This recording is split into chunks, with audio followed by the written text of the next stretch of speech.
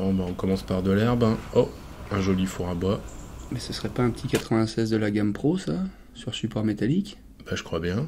Ça en a tout l'air. Et oui, c'est ça. Oh là là, puis il y a de Belle l'espace. ouverture. Ouais, dis donc. Bah, en même temps, c'est pas de trop, hein, parce que va falloir mettre bah, au moins tout ça, quoi. 17 kilos. Beau bébé, hein. Alors bon, logiquement, la marinade...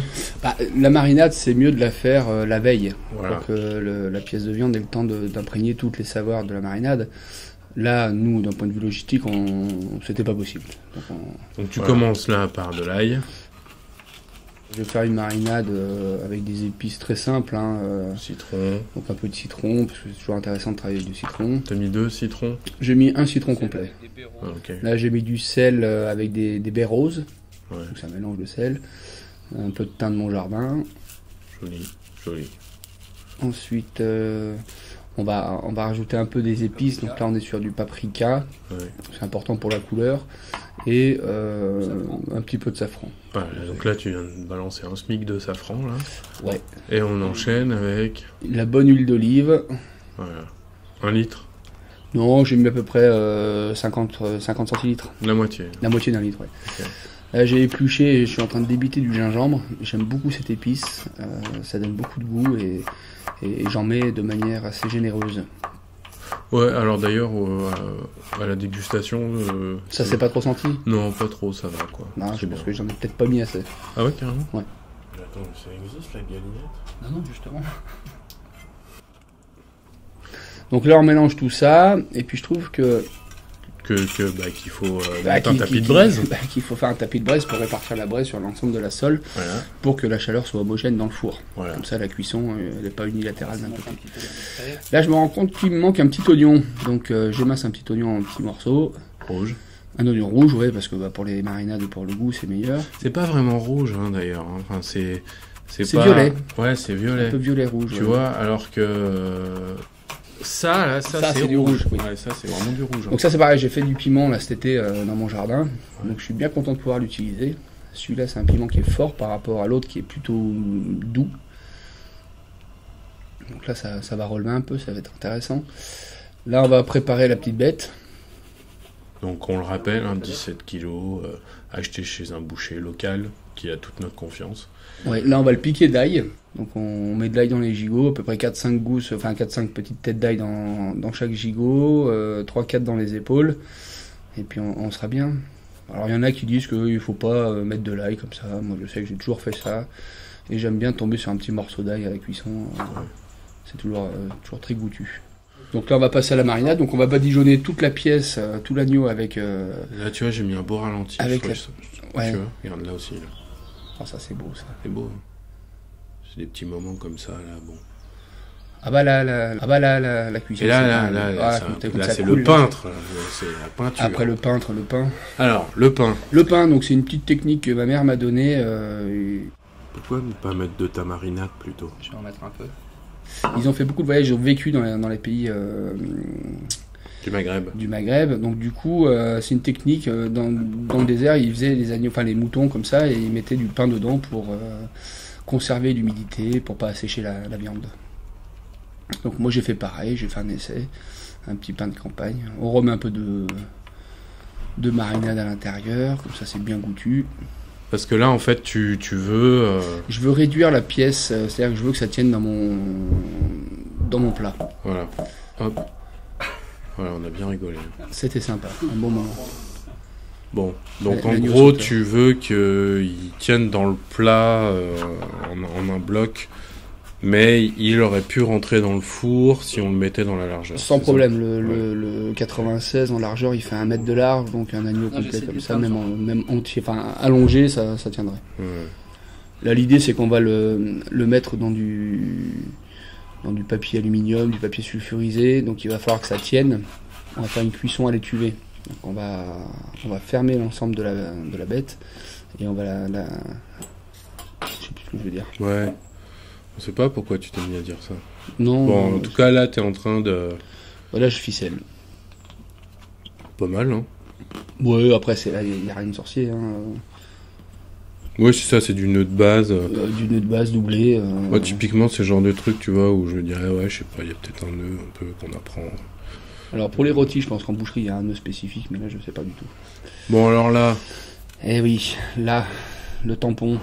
Alors, on nous a fait des remarques, en fait. Donc, du coup, maintenant, on l'enlève. Voilà, on en enlève un sur deux. Ouais, comme ça, c'est pour tous les goûts. Parce que comme ça, il y a une remarque sur deux qui est prise en compte, c'est plutôt pas mal. Voilà. 50%, c'est bien. Donc il y a ceux qui aiment avec le tampon, ceux qui aiment sans. Nous on part du principe qu'a priori c'est du colorant alimentaire, donc il n'y a aucun risque. Il n'y a aucun risque, mais bon, on enlève un peu quand même. Comme on enlève les braises aussi au bout d'un moment. Exactement, même si les braises c'est pas alimentaire par contre. Voilà.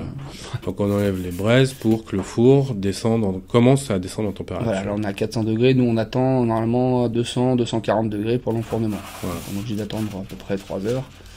Entre 2 heures et 3 heures, que le four arrive à bonne température. C'est ça. Bon, à préciser qu'on peut cuire des trucs. On a profité pour cuire des champignons, des gratins dauphinois, des choses comme ça, devant le four. J'étais con en fait, j'aurais dû mettre l'alu, les trucs après pour tout refermer d'un coup. Bon là tu réalises qu'en fait t'as manqué d'anticipation. Voilà, c'est-à-dire que là au lieu de mettre toutes les couches, comme on le verra après, j'ai mis le papier sulfurisé et je me suis retrouvé un peu bête en me disant j'ai oublié.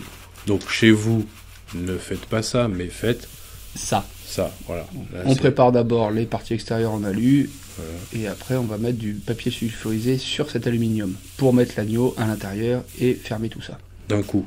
D'un coup d'un seul. Et d'ailleurs on voit, hormis cette erreur, ton exécution est quasi parfaite là. Après là c'est. Alors là je suis allé un peu vite, il faut refermer d'abord les parties inférieures pour que le jus reste à l'intérieur bien sûr. Et après, j'en remets un peu par-dessus, histoire vraiment de verrouiller. Ouais, t'as été généreux en alu, quand même. Bah, en fait, il y a 2 épaisseurs, tout simplement. Ouais. En largeur, on est sur 2 feuilles, mais en épaisseur, on va en mettre 2 ou 3 aussi, puis ça sera très bien. Ouais, j'espère qu'on n'aura pas trop de remarques. Parce qu'après, je dois répondre. Mon bilan carbone est plutôt sain là-dessus. Hein. C'est du local, hein, le bois local, le four local. Il n'y a que l'aluminium qui est pas de chez nous. Et l'enfournement, 2 heures plus tard environ. Ouais, là, on est donc à 240 degrés. On a une pièce de 17 kg, donc il faut pas hésiter à mettre légèrement plus haut en termes de température, parce que le four il va descendre fortement, parce qu'on y met quand même beaucoup de froid à l'intérieur. Ouais.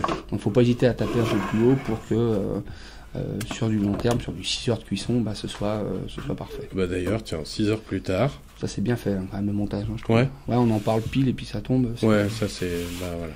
Alors 6 heures... Ah tiens. Attends, j'aime bien cette petite réplique. Tu viens voir le bébé? Non, je viens de te dire que regarde mes cheveux, ils ont trop bien bouclé. Mais grave. Voilà, c'est formidable. Ouais, c'est vrai que c'est pas mal. Ouais, fallait.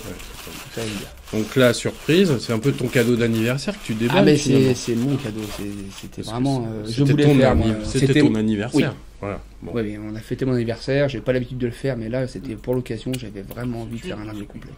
Bah oui, c'est cuit, tu vois. Bon, alors là, tu doutes un peu sur la cuisson au début, mais en fait, très vite, on se rend compte que c'est pas mal. Alors là, on remet une petite flamme pour ce qui va suivre. Voilà, c'est-à-dire qu'on va snacker maintenant. Donc on rebadigeonne l'agneau avec le reste de la marinade, et on va le repasser au four pour lui donner un petit goût caramélisé, un peu l'effet méchoui qu'on va rechercher. C'est ça. Alors là, j'aime beaucoup ces petites fumées. Là. Non, on sent qu'il y a de la température. Alors je vous cache pas que c'était 17 kg à bout de bras, c'est très lourd. Oui, mais tu es fort. Et j'y suis arrivé quand même sans problème. Mais voilà, là c'est beau là.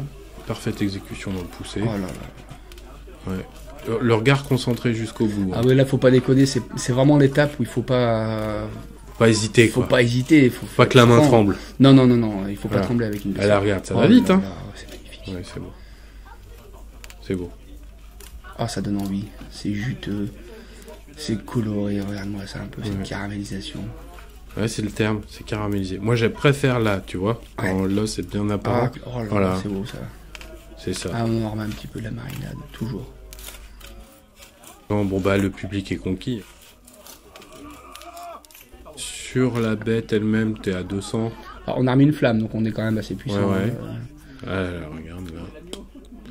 Là, on est vraiment pas loin de la perfection. Voilà. Bah d'ailleurs, ça va être le moment où on va pas tarder à le sortir. Ah, allez, top. Maintenant d'ailleurs. Voilà. Bon bah voilà. Donc, très voilà. Et ça, c'était du bonheur. Ah, on voit la petite entaille quand le cadreur a goûté là. Ouais. Il fallait qu'on s'assure que ce soit bien cuit. Hein. C'est ma signature. C'est important. Bon là, d'abord, Et bah là, on va déposer d'abord les épaules. Ouais. Voilà, là, on voit que franchement. En termes de cuisson, là, on est bien. L'intérieur, un poil rosé, mais c'est vraiment une cuisson qu'on recherche pour l'agneau. L'agneau, c'est rosé. Ouais, tout à fait.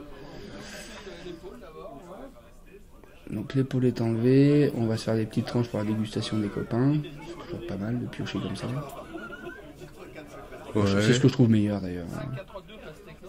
Oui, c'est ça, c'est-à-dire qu'on l'a tellement, on l'a tellement regardé, tellement travaillé que là, au bout d'un moment, il faut que les autres participent, c'est le principe. Et là, donc, la découpe du gigot. D'un des deux gigots. D'un des deux gigots. Parce qu'on en a deux. Là, c'est pareil. Hein, et là, c'est beau, là, le jus qui court, moi, ça, c'est bien cuit, c'est pas sec du tout. Non, on est bien. On pourrait croire qu'à 200 degrés, à 240 degrés pendant 6 heures, ça peut sécher la viande, mais le principe du four, en fait, c'est que c'est une chaleur qui va descendre, qui va tombante. Donc, du coup, on n'est pas en permanence à 240. On baisse tout doucement, donc on va pas abîmer la viande et elle va pas sécher. Oh là là. Bon bah écoute, c'est un succès. C'était un succès. Les 28 personnes qui étaient présentes se sont bien régalées. Voilà, c'est ça. Ils sont repartis avec un petit Tupperware pour certaines. J'ai fait un petit tube pour chacun, comme ça ils ont pu prolonger le. On aurait pu manger à. 40 facile. 17 kilos à 40 facile.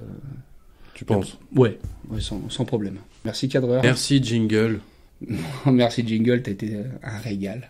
Parce que Jingle Bell.